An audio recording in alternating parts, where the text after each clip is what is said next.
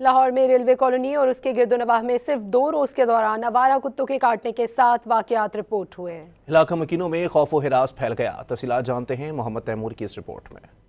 لاہور کی گلی محلوں اور کھلے مقامات پر آوارہ کتوں کی بڑھتی ہوئی تعداد شہریوں کے لیے ایک سنگین اور تشویشناک مسئلہ بنتی جا رہی ہے۔ ریلوے کالونی انجن شیڈ کے علاقے میں صرف 2 روز کے دوران آوارہ کتوں کے حملوں میں 5 بچے، 1 خاتون اور 1 بزرگ زخمی ہو گئے، جس سے علاقہ مکینوں میں خوف و ہراس پھیل گیا ہے۔ شہریوں کا کہنا ہے کہ متعدد بار شکایات کے باوجود متعلقہ اداروں کی جانب سے کوئی مؤثر کارروائی نہیں کی جا رہی، جس کے باعث مسئلہ دن بدن سنگین ہوتا جا رہا ہے۔ گلی میں سے جا رہا تھا تو ایک دم سے اس کتے نے، وہ زہریلا کتا ہے، اس نے حملہ کیا ہے۔